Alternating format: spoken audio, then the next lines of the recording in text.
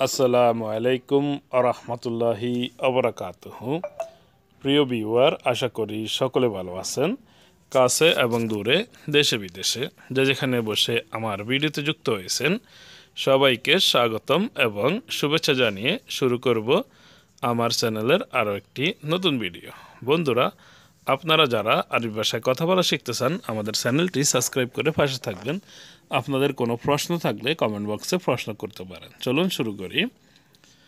বাঙ্গা বাঙ্গা বা বাঙ্গা জিনিসকে আরবিতে বলা হয়ে থাকে মকসুর, মানে হচ্ছে বাঙ্গা। ভেঙে গেছে এর অর্থ হবে কাসার। কাসার মানে হচ্ছে ভেঙে গেছে। জানি এর অর্থ হবে আদ্রি। যদি বলেন যে আনা আদ্রি মানে আমি জানি, আমি জানি না বা জানি না এর অর্থ হবে মা আদ্রি।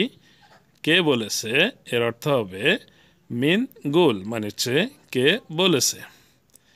এখানে এর অর্থ হবে হেনা। এখানে মানে হচ্ছে হেনা অথবা হুনা, মানে হচ্ছে কি এখানে। এখনো বা এখনো পর্যন্ত মানে হচ্ছে হাত্তা এলান। হাত্তা এলান অথবা আত্তা আলহিন, কখন পর্যন্ত এর অর্থ হবে হাত্তা মিতা। এটা কার এর অর্থ হবে হাদা হাগ্গে মিন। এটা আমার, হাদা হাগ্গি মানে হচ্ছে এটা আমার। আমার লাগবে না এর অর্থ হবে আনা মা আবগা। আনা মানে আমার বা আমি, না লাগা বা লাগবে না, মা আবগা তোমার কি লাগবে। ইনতা এস আবগা। ইনতা এস আবগা মানে হচ্ছে তোমার কি লাগবে অথবা আপনার কি লাগবে। কি সমস্যা। এস মুশকিলা। এস মুশকিলা মানে হচ্ছে কি সমস্যা। কোনো সমস্যা নাই। মাফি আইয়ো মুশকিলা মানে হচ্ছে কোনো সমস্যা নাই অথবা নেই। মাফি মানে হচ্ছে নেই, আইয়ো মানে হচ্ছে কোনো, মুশকিলা মানে হচ্ছে সমস্যা। মাফি আইয়ো মুশকিলা, কোনো সমস্যা নেই। আমি কথা বলি অথবা আমি কথা বলছি। আনা আতাকাল্লাম। যদি বলেন যে আনা আতাকাল্লাম আরবি মানে হচ্ছে কি আমি আরবিতে কথা বলতে পারি। তুমি ধৈর্য ধরো এর অর্থ হবে ইনতা সাবর। ইনতা অথবা আন্তা মানে হচ্ছে তুমি, সাবর মানে হচ্ছে ধৈর্য ধরা। কেন ব্যস্ত হচ্ছ। লেশ ইস্তাজেল। লেশ ইস্তাজেল মানে হচ্ছে কেন ব্যস্ত হচ্ছ। আমি ব্যস্ত আছি। আনাফি মশগুল। কখনো না, আবাদান। এটা ধরো। এমসিক হাদা এটা ধরো। আমি বসে আছি এর অর্থ হবে আনাফি জুলুস অথবা আনা জালিস মানে হচ্ছে কি আমি বসে আছি। আনা জুলুস বা আনা জালিস। কাজ করো না কেন। লেশ মা ইস্টেগাল। লেশ মা ইস্টেগাল মানে হচ্ছে কাজ করো না কেন। লেশ মা ইস্টেগাল। আমার একটু মন খারাপ। আনা হাজিন সোয়াই। আনা আমি বা আমার, হাজিন মানে হচ্ছে মন খারাপ, সোয়াই মানে হচ্ছে একটু। আনা হাজিন সোয়াই আমার একটু মন খারাপ। তুমি ভয় পাও কেন। লেশ ইনতা খৌফ। লেশ ইনতা খৌফ মানে হচ্ছে তুমি ভয় পাও কেন। সে আমার সাথে আছে। হুয়া ফি সাওয়া সাওয়া আনা। হুয়া ফি সাওয়া সাওয়া আনা মানে হচ্ছে সে আমার সাথে আছে। লোহা এর অর্থ হচ্ছে হাদিদ। হাদিদ মানে হচ্ছে লোহা।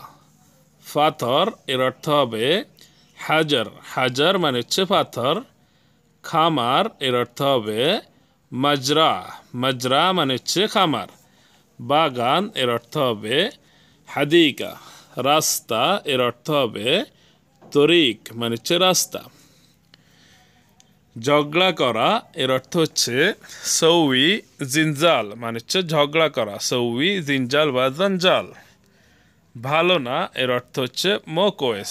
যেমন ঝগড়া করা ভালো না, সৌই জঞ্জাল মোকোয়েস। নষ্ট এর অর্থ হচ্ছে খারবান। ব্যবস্থা করা এর অর্থ হচ্ছে সৌই তারতিব। পরিশ্রম বেশি এর মানে হবে তাব জিয়াদা মানে হচ্ছে কি পরিশ্রম বেশি। বেতন বাড়াও এর অর্থ হবে সৌই রাতিব জাদা। সৌই রাতিব জাদা মানে হচ্ছে কি বেতন বাড়াও। বেতন কখন দেবে? মিতা আতি রাতিব মানে হচ্ছে বেতন কখন দেবে। মিতা আতি রাতিব। মাস শেষ, শাহার খালাস। আজ কত তারিখ? আলিয়ম কাম তারিখ। দেরি কেন? লেশ তাখির মানে হচ্ছে দেরি কেন। সকাল এর অর্থ হবে সুবাহ। সুবাহ মানে হচ্ছে সকাল। দুপুর এর অর্থ হচ্ছে দোহর। দোহর মানে হচ্ছে দুপুর। বিকেল এর অর্থ হবে আসর। আসর মানে হচ্ছে বিকেল। সন্ধ্যা এর অর্থ হবে মাগরিব। রাত এর অর্থ হচ্ছে লেইলা মানে হচ্ছে রাত। আলু এর অর্থ হচ্ছে বাতাতা অথবা বাতাতস মানে হচ্ছে আলু।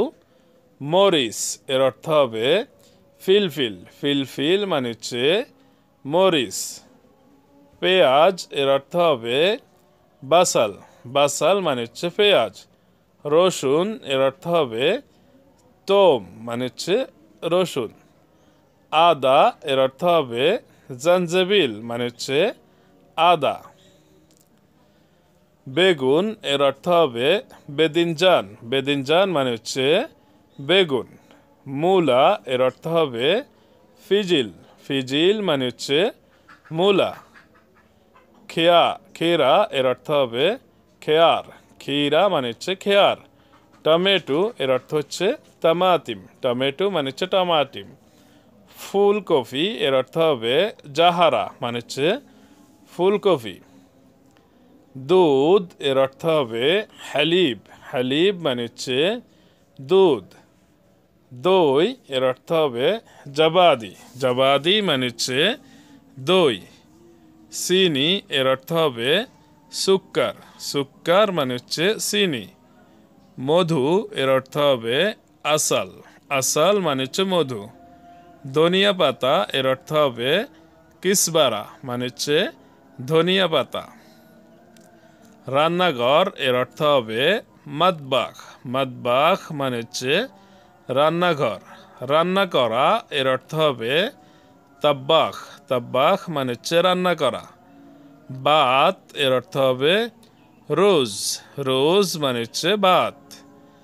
তরকারি এর অর্থ হবে ইদাম। ইদাম মানে হচ্ছে তরকারি। ডাল এর অর্থ হবে আদাস। বাদাম এর অর্থ হচ্ছে লোজ। লোজ মানে হচ্ছে বাদাম। খেজুর এর অর্থ হবে তামার। তামার মানে হচ্ছে খেজুর। সা এর অর্থ হবে শাহি। সা মানে হচ্ছে শাহি। কফি এর অর্থ হবে গাহওয়া। গাহওয়া মানে হচ্ছে কফি। দুধ চা এর অর্থ হবে শাহি। হালিব মানে হচ্ছে দুধ চা। বন্ধুরা, আশা করি ভিডিওটি আপনাদের ভালো লেগেছে। ভিডিওটি কেমন হয়েছে, কেমন লেগেছে সেটা অবশ্যই কমেন্ট বক্সে কমেন্ট করে জানাতে ভুলবেন না। বন্ধুদের মাঝে ভিডিওটি শেয়ার করবেন যাতে করে আপনার বন্ধুরাও ভিডিওটি দেখে শিখতে পারে। আল্লাহ হাফেজ। আসসালামু আলাইকুম আ রহমতুল্লাহি আ বারাকাতুহু।